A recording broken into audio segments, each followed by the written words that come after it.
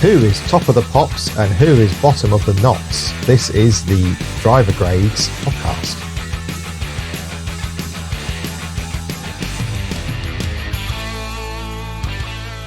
Hello and welcome back to the British Touring Car Podcast. We are going to bring you the driver grades from the 2025 season. We obviously brought you a mid-season update on these. So now we're through with the whole season. We can finalise our grades and see who's the top of the class. Yep, as usual, there is some housekeeping, this being an admin-based podcast. We have not given grades to people that didn't complete the second half of the season. We will mention them and remind you of what our mid-season grade was for them. And also people that only did one round, such as Finn Leslie or Ryan Bentley, haven't been graded at all because you can't really have an insight into a season over 3 races. There are some drivers, I say, that didn't complete the second half of the season.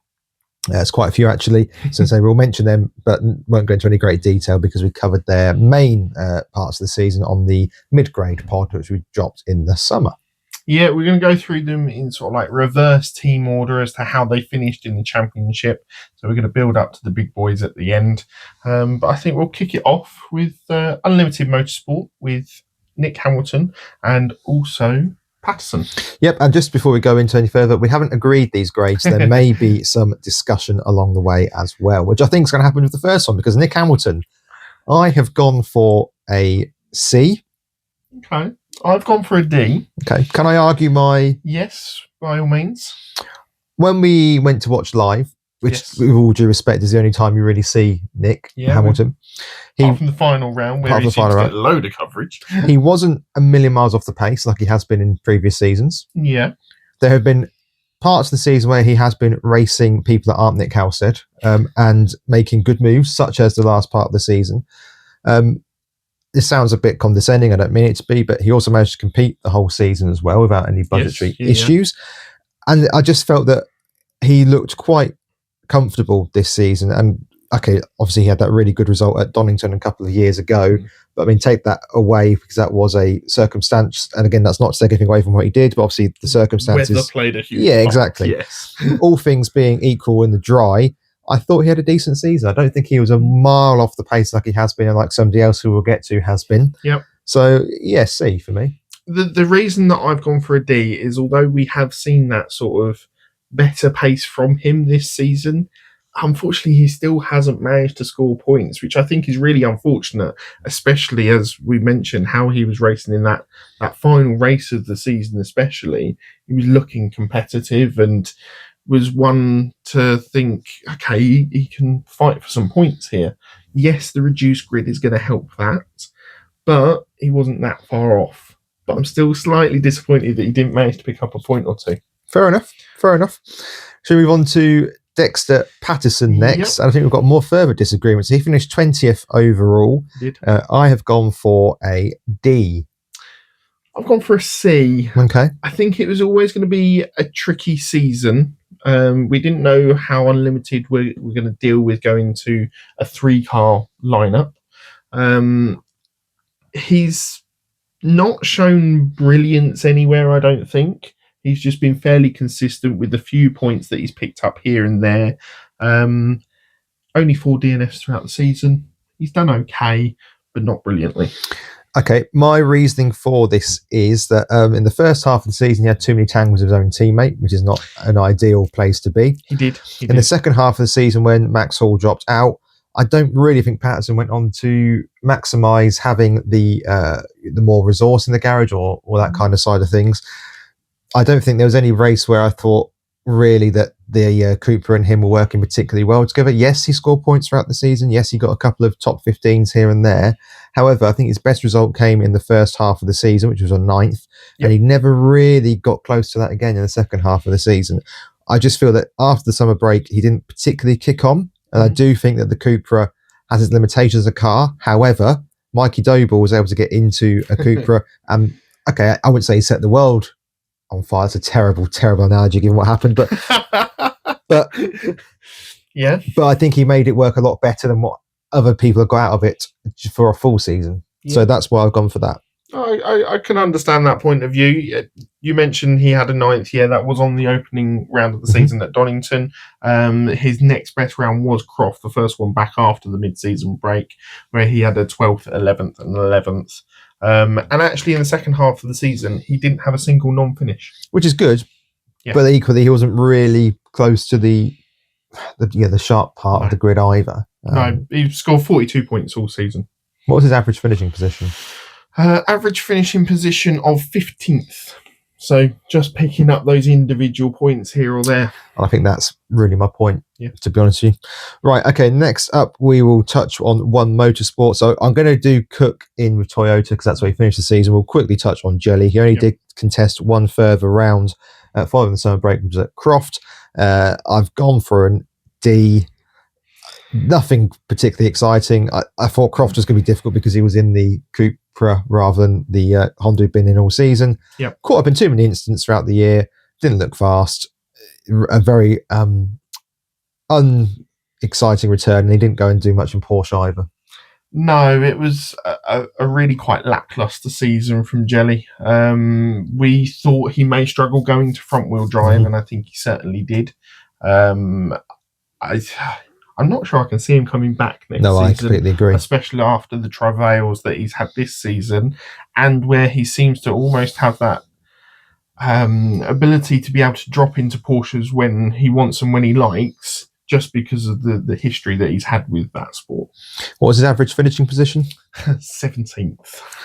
Yeah, not great. Okay, we'll move on to PMR then next, and I'm going to start with Nick Halstead. I'm going to get out of the way early. He finished 27th overall. Yes, he did score some points. I've gone for a D. Better than the E at the first part of the season because he did manage to go and get some points in the second half. However, the blue flag incident at Knock Hill is really, really poor. Off the pace far too often. In the pits more often than he wasn't. Yep. Look, he's not coming back next year, and with all the respect in the world, I just don't think he's at a level to compete in the touring cars. Simple as that. Yeah, so of all the drivers that competed this season fully, he had the most non-finishes or non-classifieds with 9, an average finishing position of 20th. I've given him a D as well. Yes, he did have 2-point scores with 2 14ths, but the rest of the season, he really didn't show anything of note, really. And this is the difference, I think, between him and Nick Hamilton, is that Hamilton was at least, more often than not, I think, on the tail of the points playing positions, whereas whenever we're at the events, Halstead just seemed to be half a lap down within 2-3 laps of the race starting. Too many incidents, too many errors. It's a D. It's a D. Fair enough. Doble on the other side of the garage, I've given a B for. So he finished 18th overall. Obviously, he had to deal with the fact that they lost the Astra due to the fire. He had taken a race win in the first half of the season as well, and managed to get the Cupra competitive enough to still be competing in the independents right to the last. So for that reason, I've given him a B. In other scenes, it might have been a C because I do think the second half of the season did drop off, but I think there is real mitigation to why that happened. Yeah, I have given him a C. I think actually considering the circumstances that they were put in, that second half of the season is actually quite impressive. Being able to jump into a completely unknown car, not just for PMR as a team, but Doble as well, never raced that car before, to be able to go and almost get on the pace fairly quickly. I mean, scored a point up at Knock Hill, getting into that car in the first weekend, and then followed it up with several points finishes after that. I don't think he could have asked for too much more. And obviously that made him win this season. Yeah, and obviously average position of 13th, which is about where you'd expect Mikey to be, sort of firmly in the points. Obviously some weekends would be close to the 10, other weekends a bit close to the 15. But yeah, I think I would have probably gone for a C had it not been circumstances that ended up playing out. He didn't actually have a non-finish in the second half of the season, so some reliability in that Cupra as well. Though he did drop it once in qualifying, I think, on his own. But yeah, it was a decent effort in the end by Mikey, so I've gone for a B. WSR were next in the championship, would you believe, in 7th. So we'll cover their 4 drivers off, actually, now. We'll start with the Lone Ranger that was Daryl de Leon. So he finished 13th overall. Jack Sears champion. Average finishing position of 11th. Took wins this season and 2 poles. Indeed. So I have gone for an A. I think this was a real season where the pressure was on. He'd gone from being a relative nobody in a team that was not expected to be competing at the front to one of the most prestigious and well-known teams on the grid. A lot of pressure was on, I think, was put on him to perform, being in one of these, the team. And he did just that. As I say, he took poles, 2 of them. He took race wins, he took podiums, and he won the Jack Sears. I don't really see what more he could have done. He eased himself into the car quite nicely, didn't he? I think when we came to the second weekend of the season at Brands, all of the BMWs were looking fairly well on it, including him. And yeah, taking those 2 poles right at the end of the season really cements his 1-lap pace, being able to pull it out at an important time, especially looking towards that Jack Sears Championship. I think he'll be a little bit disappointed that he hasn't beaten Rainford in the main championship, although he has taken the Jack Sears title off of him. I think Rainford will be more disappointed than De Leon. Do you think? Yeah, absolutely. De Leon's got a trophy in the cabinet at the end of the season. Yeah. With all respect to Rainford, you don't get any trophies for finishing 8th. No, that is true. I've given De Leon a B overall. I think that's harsh, man. What do you have to do to get an A out of interest? Purely out of interest. To finish probably top 10 in the championship. But you look at who's beaten him in the top 10. Is there any real surprise? When you think that the BMW's not been particularly strong this year as well. I'm surprised that Moffat's beaten him. Moffat isn't top 10. No, but I'm surprised that Moffat has beaten him. A more experienced driver in rear-wheel drive machinery and has got near enough 10 years experience in the touring cars now. Yeah. But you know my feelings on Moffat. Well, I do, yeah. I do understand and I do agree. Statistically, he's the worst performing BMW. Which is mad. I know. But I do... Considering the season we believe they've had as well. I do agree with you to an extent that I would perhaps have expected him to finish higher in the championship overall. I do agree with you on that. However, let's not forget that when he took pole at Silverstone, the car gave up on him on the way to the grid. Yes, let's not forget at Croft that he had not on finish to the point of Croft, and then the Camish and Rainford incident wiped him out. So I don't think it's all of his own making either. As I say, I've been really impressed with him. You've got to remember, this is only his 2nd full season in the touring cars, and he had a very quick promotion to a very big team. And we've seen it in other motorsports when that happens. The pressure is on you, and not everybody can deal with that pressure. And I think he's dealt with it pretty well. There is no doubt that boy's got speed. It'll be interesting to see whether he does actually stay in the championship for the 2026 season. There are plenty of rumours surrounding his whereabouts for next year. Agreed. But I think wherever he goes, he will make a good fist of it. And I will. Last point on him, I will agree with you that I think that his 1-lap pace is stronger than his Sunday pace, and I think that is something he will need to work on. However, let's not forget he is still 20, under 20. I think he's got time on his side to perfect that side of things, shall we say? Yeah, I suppose. Right, let's go to the LKQ part of the WSR setup, and that was Moffat and Moffat and Rainford. Thank you very much. We'll start with Moffat as he finished 11th overall, average finishing position of 11th. Bang on average. Yep. That's what I've always said about him. Still hasn't managed to really get to grips with qualifying. Maybe the new format will suit him better. I've gone for a C overall. It was just a season of fine, is basically how I'd term it. So this may surprise you. I've gone for a B for Moffat because he's performed better than I expected him to. Yeah, but you expect him to do nothing, so that's probably why. Yeah, okay. I didn't expect him to be challenging for the top 10 in the championship, in all honesty. I thought he would be probably 14th, 15th. So to be there, only one non-finish this season as well. Pleasantly surprised, and he's done it quietly. There hasn't been any big moments where we've gone, it's Moffat's fault, or he's been involved in something. I agree. He has had some rotten luck this season as well. I would counter your B slightly with no podium. No, that is true. Which you would expect. I know the car wasn't perfect at all times. However, a rookie took a podium. A relative rookie took a podium, and Jake Hill's Jake Hill. But I mean... the fact that he's the only BMW driver that hasn't taken a win this season is slightly disappointing. Well, even a podium, kind of where I thought he would be. Yeah, for me, it's a C. It's fine, but it's not. It's not terrible. It's not spectacular. It's kind of where Moffat's been for the last couple of seasons. Yeah. A stalwart of the championship, yes. A good driver, yes. Not a bottom tier, not a top tier. Somewhere in the middle. Yeah. Let's move on to Rainford then, who was his teammate and into the season for the first time in his career.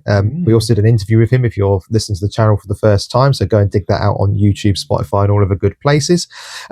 8th overall in the championship, did take his maiden win, his maiden pole, and competed the Jack Sears right to the end, and potentially had Aaron Taylor-Smith had different ideas, may have took the championship.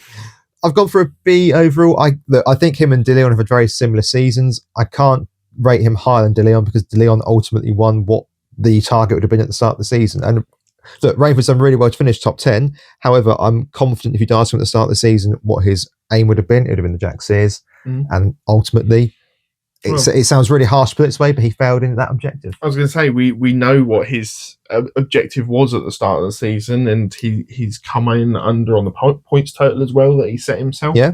So yeah, I think I might actually adjust that. I will go for a B.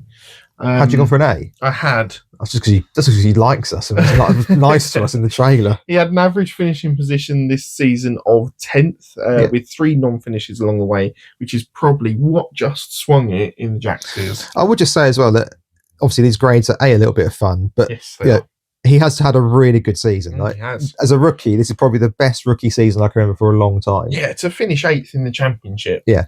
And I think had any other year he'd have won the Jack Sears at a canter. It just so happens that he came up against a really quick guy in a car of equal ability as his. And had that been a year otherwise, he'd have walked it. But I think, a really strong year, and I hope to see him back next year. 3 fastest laps throughout the season as well. Yeah, again, we said about Darrell. This boy's got speed as well, and he's a very good wheel-to-wheel racer. And he's only going to get better the longer he's in the series for. So hopefully we see him back as well. Jake Hill was next, isn't he, in the final part of the WSR stable. I've actually gone for, with Jake Hill, a B. So the car wasn't with him all year. Finished 4th overall. We know the car wasn't with him all year. Obviously, he did have to withdraw from a round as well. He was ill, you know. Oh, do you know what? I might need to push that to an A. I've gone for an A, considering how poor the car was at that opening round. The fact that he's missed a weekend through being withdrawn has still been challenging for 3rd in the championship. After that opening weekend, finished 4th. He's not going to be anywhere near this championship. Yeah. And okay, he wasn't in the end, but I don't think we were then expecting him to finish or try and finish 3rd overall. No, in second half, Jake, I think, was a lot stronger than first half, Jake. Do you know what? I could be persuaded into an A on that one, actually. What was his average finishing position? 6th, which is exactly the same as Camish. That's actually slightly surprising as that high, given how some weekends the BMW just was absolutely nowhere. How many wins did he take in the end? I haven't got wins. I've got 4 DNFs, which again is the same as Camish. And he took 3 wins in total. So he had that one at Brands where we thought, okay, the car is spot on, it's right back on it. He also took another podium that weekend. And then he had that really good weekend at Knock Hill. After the weekend, he got withdrawn at Croft. No, I can be persuaded into an A for Hill. Ultimately, it wasn't a particularly strong title defence. However, I think, as we said, the car had clear limitations this year. And there's 2 other drivers in the championship that were on song. Yeah, like I say, both those teams have really kicked on their development as well. Obviously, we know Jake's not going to be back next year, which is a blow for the sport, but I completely understand why he wants to go and try his hand at something new, and I'm sure he'll be very good at it.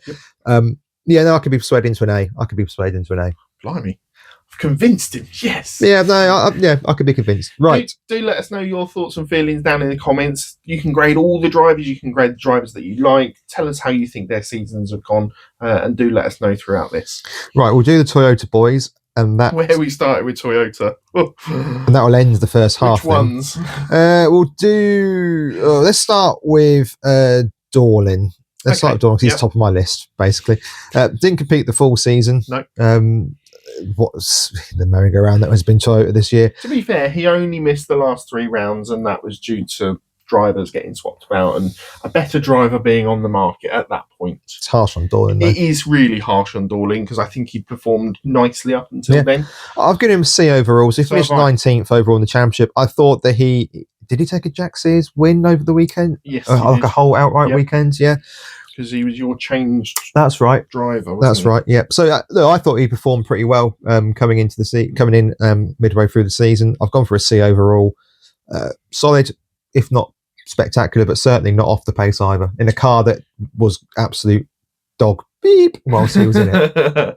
Yeah, didn't get to experience that M Sport engine, No, did he? no. So it'd be interesting to see what he would have achieved with that. He had an overall finishing or an average finishing position of 14th, actually, which in that car and the driver that he is, being new to the championship, I think is really respectable. I completely agree with you. What was your grade? A C. A C as well.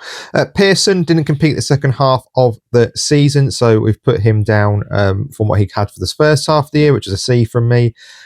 Again, we won't repeat what we said in the first part, just to say it's a shame he couldn't compete the full season. However, his goal was the Jack Sears, and let's be frank, he was nowhere near it. The car let him down along the way. No, definitely not. Who next in that team? We shall go for... we're not going to do Leslie, so we need one round. Buxton will do. He finished 22nd in the championship, and I've gone for a C. Yeah, I've gone for a C as well. Didn't do too much wrong. Only had one non-finish in the rounds that he competed in. I'm not sure we'll see him back. Depends what Toyota are going to do with their driver lineups. We know they chop and change quite often. So we will see. Yep. We will then quickly touch on Aaron Taylor-Smith. Yep. Next. Poor season for me. Yeah, look. And I don't know whether it's just because I've compared it to last season and he was best of the rest in PMR in what should have been a lesser car and then gets an upgrade into a Toyota. To finish 17th overall in the championship it must feel like a real letdown. Yeah, and driving standard, I'm going for a D as well. I had gone for a C, but driving standards, okay, there's a bit of recency bias because we remember the last weekend the best, but he was involved in, I think, in every race. But I just feel like he's just not had the confidence in the car, the speed in the car. We know there's been problems with the car, of course, and we know it's always been difficult to compare yourself to a multiple champion in Shedden. However, there are times where if you'd asked me who the rookie in the team was, it would have been Aaron Taylor-Smith, not a Dorlin or a Buxton. I think that only speaks volumes to the difficulties he's faced this season. I don't think he'll be at Toyota next year, I have to say. Yeah, I've gone for a D overall. What was his overall finishing? I've gone for a D overall. His overall finishing or average finishing position was actually 11th. Okay. But the big kicker to that is he had the most DNFs of all the people that competed every round of the season with 7. Outside of Houston, Hamilton. A driver of his caliber and of his standard, and with the team that is behind him, you should be maybe looking for maybe 3 or 4 DNFs at most.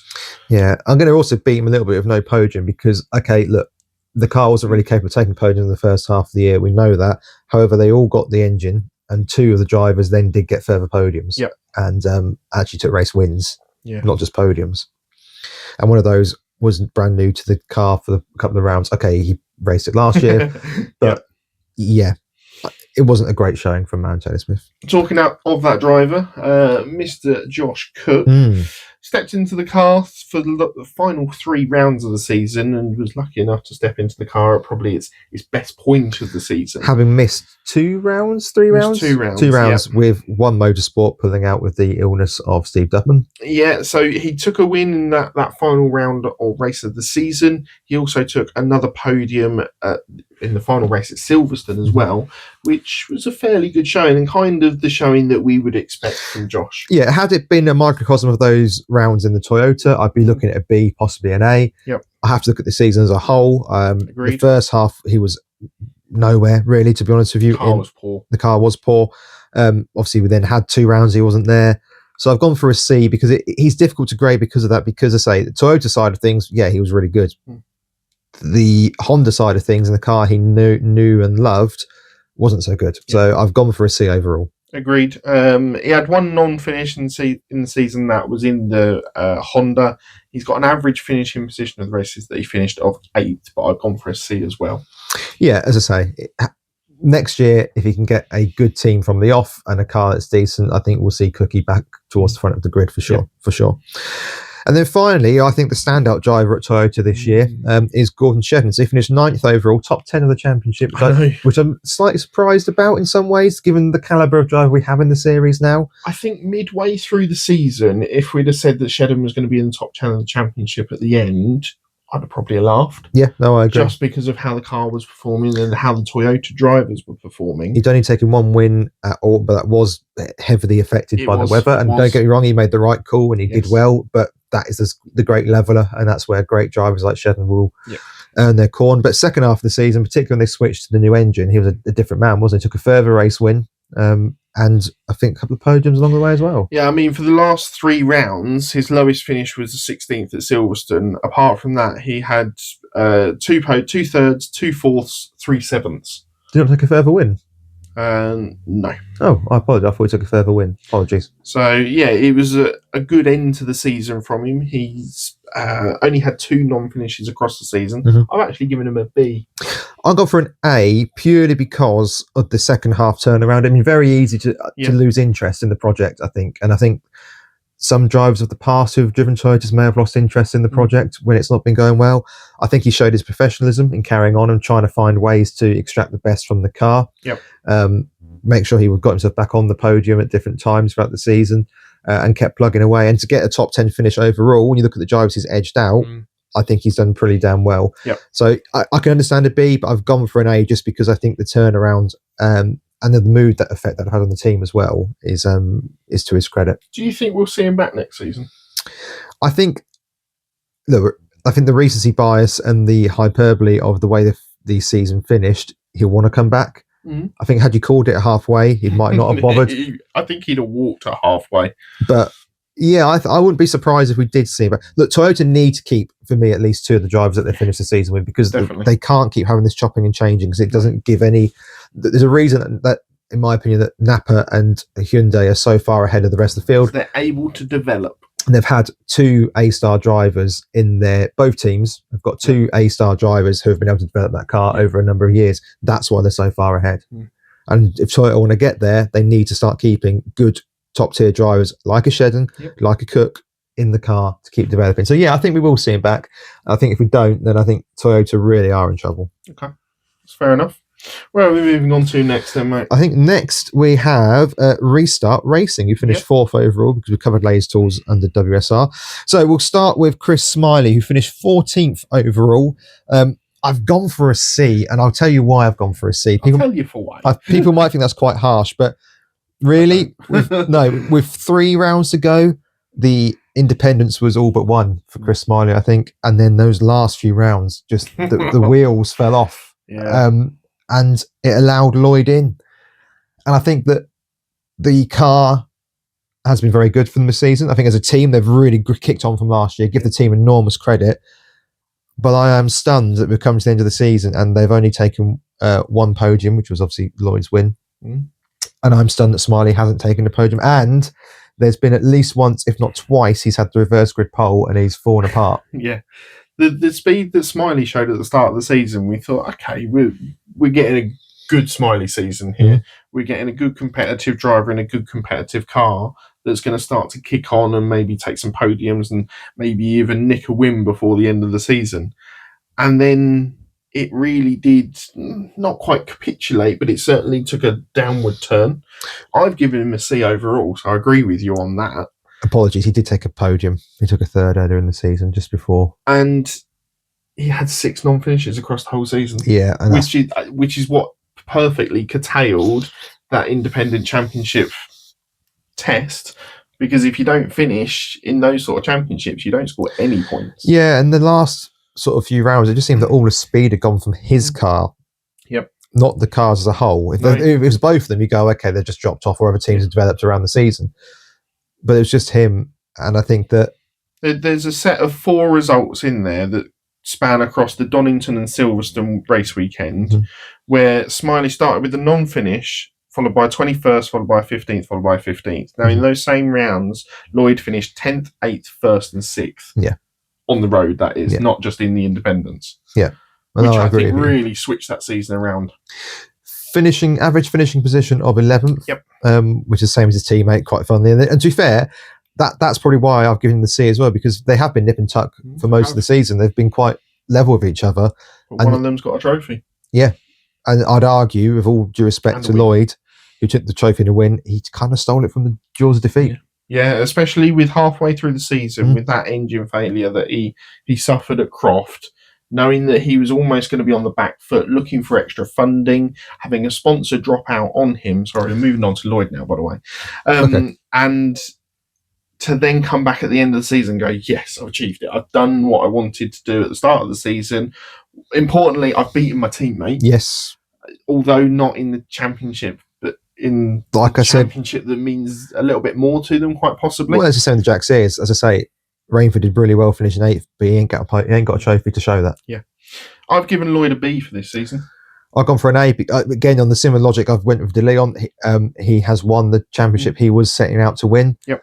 And again, perseverance. It would have been easy to see Smiley getting so far ahead in the same machinery and get quite downbeat and think, I just can't get close to him. But ultimately, he's taken the win for Restart, their first win in the series. Yep. And he's taken home an independent trophy and contributed in them winning the independent teams at an absolute canter. So for Lloyd, there were a few low moments in there. Obviously, Alton Park with the crash he had wasn't a particularly high moment for him. No. But I can't give him any lower than an A because he's achieved what he would have wanted to achieve. And taking an outright win along the way. Yeah, that's fair enough. We're moving on to. We'll go on to Team Virtue next because we've had both WSR cars. The Virtue did finish behind Napa. Or Napa, given Ingram won the championship. What do you want? Do you want a break? I don't mind. We'll break routine and go Napa next, and just because Ingram is the championship winner. We'll start off with Osborne, who finished 16th overall. Yep. Did take an outright race win, his first of his career at Silverstone. However, I've gone for a C based on him being so far off in the Jack Sears again, which is what his, yes, no one's ever going to be able to take away from him. He's a race winner in the touring cars. But he can never win the Jack Sears now. He can never win the Jack Sears now. So I've gone for a C overall, an average finishing position of 13th, which I think isn't good enough in that car, if I'm being brutally honest. I will say that there were points this season where you thought, blimey, heck, he's racing really well. This is some real nice stuff from him. But there's other weekends where he just went completely missing, and that is the Osborne problem. The win that he took at Silverstone, now, yes, it was a reverse grid win. They all count. But as you say, they all count. But the way that he drove that win, he was out front, he was commanding, he was consistent as well, and not making any mistakes in that race. It's what we need to see more of if he's going to possibly push towards getting into the top 10 in the championship, breaking into the top 8, being one of those drivers that you can look at and go, is he going to take a win this weekend? Or pick up a podium. Is he going to take a pole or something like that? That, I think, needs to be where his net's got to develop to. Yeah, I would agree with you on that. I would agree with you. Okay, let's go for Rowbottom. Finished 5th in the championship. He did. Let 3rd really slip from his grasp, in my opinion. Average finishing of 7th at times was brilliant. And then it seems to me the Donington incident with Sutton just sapped all of his confidence from him, and it all fell apart a bit from there, ending up with him spearing Camish into a wall at Brands Hatch. Potentially that cost, well, there's no potential about it, that did cost Napa the manufacturer's award. I would have seriously, at the halfway point of the season, I had him as an A, and I had him as one of the drivers of the season. At the full point of the season, I've relegated him to a C. What's harsh about that? He's lost to Jake Hill, who missed an entire round, Sam. What I would say is that his only 2 non-finishes have come right at the end of the season at Silverstone and at Brands. He's having an average finishing position of 7th, which is only 1 place down on Hill and Camish. His speed certainly dropped off in the second half of the season. I agree with that. I've gone for a B because I think this is his best season to date. It is, but it should have been even better, and that's why I've dropped to C. He should have been finishing minimum of 4th. If let's be honest, at one point he was almost, I wouldn't say it was guaranteed to have 3rd, but he was really making a strong fist to 3rd. And okay, things can happen, you don't finish 3rd. What I would say is that things happen because he made them happen. You can't say, I just got so unlucky with a tyre blowout or something. I'm not blaming Sutton's championship loss on the incident at Donington Park, but it was clumsy. It was clumsy. Yeah. I'm not, and then, but you give him the benefit of the doubt, okay, it's restart, that can happen, fine. The Brands Hatch one on count, I'm still sitting here wondering what the heck he thought he was doing. He gave Camish a much harder time than he ever gave Ingram trying to get past him. I just don't understand that weekend period from Rowbottom, and I don't really understand how he's finished 5th from where he was. I can't believe that he's allowed Hill to get back in front of him. I think I really can't. In the off season, he's going to need to improve possibly a little more in his racecraft. Because we have seen this season he's been a little soft at times. But other times he's been brilliant. Thruxton, he was fantastic. Those overtakes he set up through the Thruxton complex. Going forward, I don't think he's got an issue. I think it is the defending aspect of things, especially when you're trying to back up a teammate like Sutton, or possibly Camish if he goes for it next season. To win a title, you need to be that Perez for Verstappen. You need to be that driver that's going to hold them back to the last death. I also think that this is potentially harsh to say because I don't know him, but a bit more steeliness maybe. It does feel, I could be wrong, but it does feel that instant with Sutton just was the turning point where confidence really got sapped from him. And I think you can correlate the drop off to there. There seems to be a decent amount of speculation to suggest that he will probably be back in the series for next season. But where? But not necessarily with Napa. Now, bridges may well have been burnt due to the incidents that have happened. But we certainly know that he carries a decent amount of backing, so we should expect to see him somewhere. I completely agree with you. Right, Camish, his teammate then, who finished third overall. A good season on the whole, I'd say, from Camish. Average finishing position of sixth, which is perhaps a little bit lower than you'd expect, but there have been some non-finishes in there. And of course, he forgot to turn the car back on after the safety car at Brands Hatch. He'd gotten a bit of beef with Ingram, which was quite fun to see on Twitter. That's always nice to see. Third overall, look, he was legitimately best of the rest. So I've gone for a B. Took some race wins along the way. I would say that ultimately, if he wants to become a British touring car champion, he needs to get that little bit quicker and a little bit more consistent that Sutton and Ingram have. I will just say, though, that the consistency and the level they're at is just an insane level. And there's no shame in not being able to reach that level because you are seeing two of the greats of their sports operating at a level I don't think we've really seen before. So I've given Camish an A for this season. Just because Ingram and Sutton are that step above. And I think behind them, he has definitely been the best driver after that. And I know the points back it up. He's had 4 non-finishes across the season, and 2 of those were really late on where row bottom happened.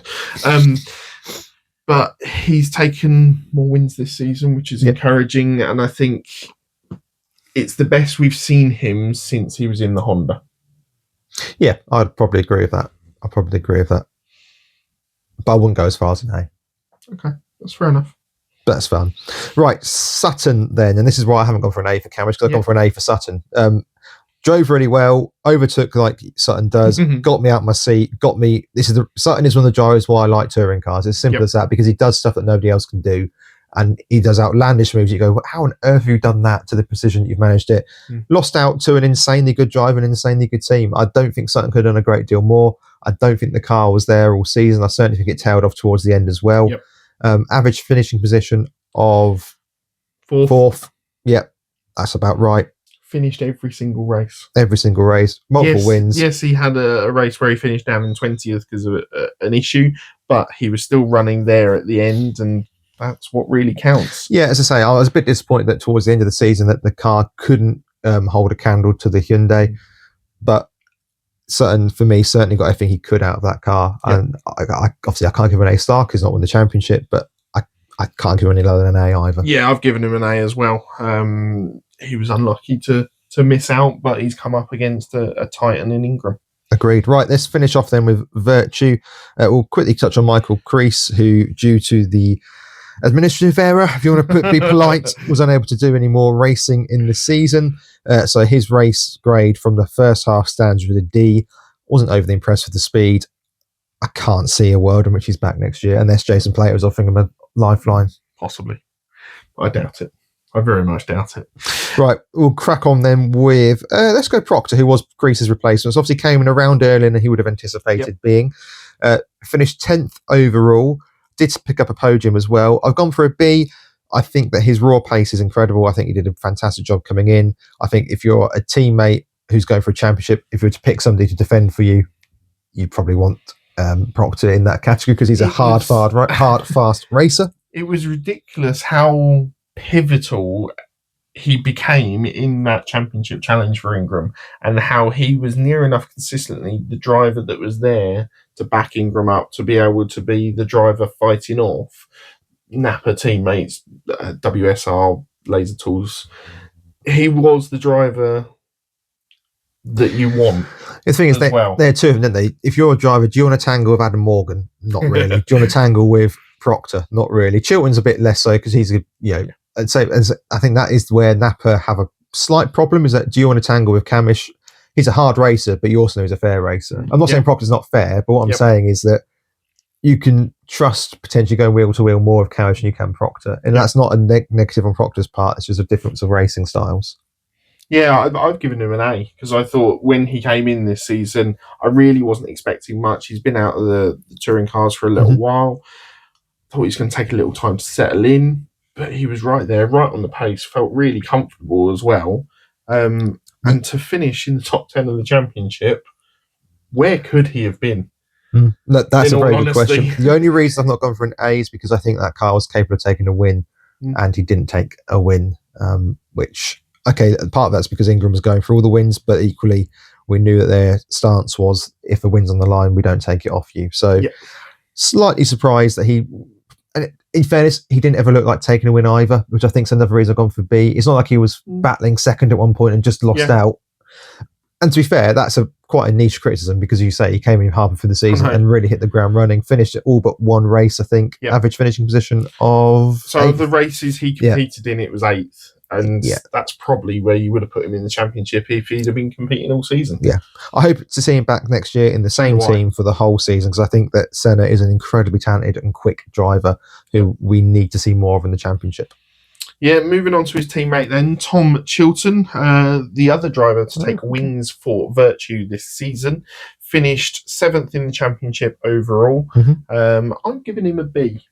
Yeah, I'll give Chilton a B as well. I think that he was quietly consistent this season. I think that's the best season we've ever seen from Tom Chilton. Oh, I'm not sure I'd agree with that. That's fine. I think on terms of pace, I think on terms of consistency, I think on terms of being able to take multiple race wins, I can't think of a better season personally. Now, I know you might go back to the shredded weekdays where he finished 3rd. I would also argue that the grid was a lot less competitive in that season. I think when you put in where say if you compare this grid and how good this grid is, and the fact that he was able to take multiple wins along the way, multiple podiums, I think this is the best racing we've seen from Chilton, personally. What lets it down slightly is the 6 non-finishes that he's had this season. But that's Chilton. I think if you start to tighten that side of things up, he could have been challenging for 3rd in the championship. I agree with you. That's why he's only got a B and not an A from me. But I do think that, again, there's probably a bit of recency bias, as I say, but it's certainly his best season at Virtue, in my opinion. And agreed. I will take a debate on whether it's his best season of all time. And there's arguments he made for the shredded wheat era. However, for me, this is the most comfortable and quickest and consistent he's looked in a very, very, very long time. That's fair enough. Fair enough. Moving on to Morgan, his teammate. Didn't manage to take a win this season somehow. No. And just felt like he didn't have quite enough, despite finishing higher in the championship than both Proctor and Chilton. I've given him a B overall. Agreed. But it was a really quite quiet season for Morgan. It was, however, you've got to factor in that this was a switch back to the front-wheel drive car for him after driving a BMW for 4 seasons? Was it 2 at Car Gods and 2 at... Quite a while. Yeah, he'd been away from front-wheel drive for a while, let's put it that way. Obviously had to sort of calibrate himself with that, get himself into a team where he wasn't going to be number 1 or arguably even number 2 driver. He would, and I thought he did really well. I think he did take a couple of podiums along the way. I think he raced well. I think it's not a great surprise he wasn't up to the speed of Chilton and Ingram, who had last year in the car as well. Yes, slightly disappointed he didn't take a win. That's why I've gone for a B rather than an A. However, solidly in the top part of the championship. Solid, no real instance this year either. I think it's fair to say in the WSI era, he was involved in one too many incidents, wasn't he? Often involving Robot, if memory serves me right. However, this year, I don't really remember Morgan being involved in anything particularly dodgy. No, he only had 3 non-finishes across the season. He actually took 4 second places overall.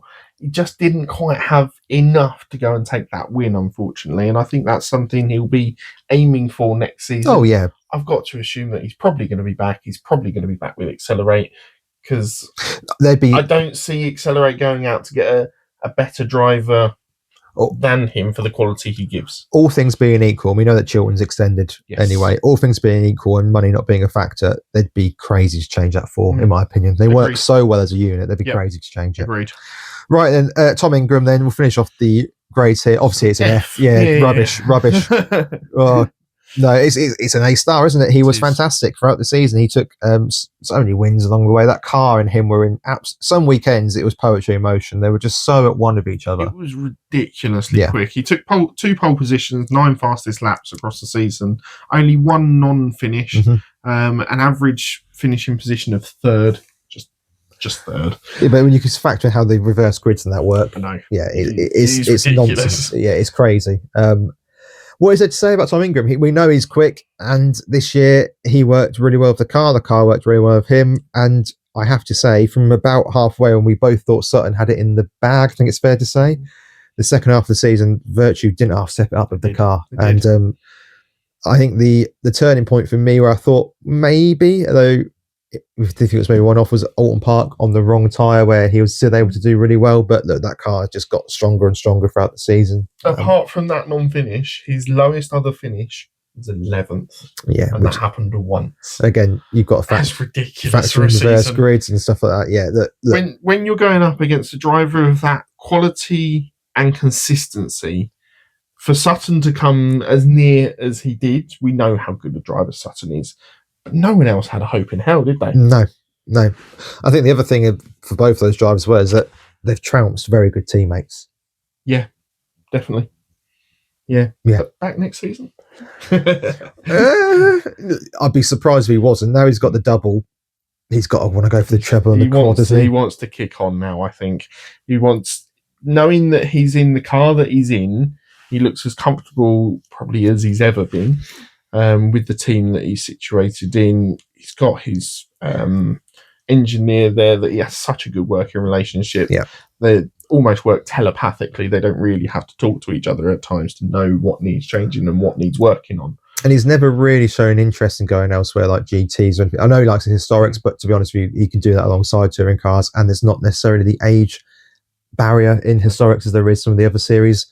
Obviously, we know that Hill's always had interest in other bits. Sutton's sort of dabbled already in GT. Yep. Ingram, to the best of my knowledge, hasn't. So I don't see him stepping away from the touring cars for a while.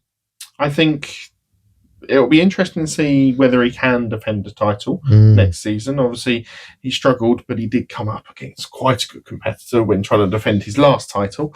But yeah, I think he'll be there and he'll be looking to do a double. Part of me, and this is going to sound bonkers. Oh God, here we go. Part of me would like Sutton and Ingram not to be back next year, just to see who.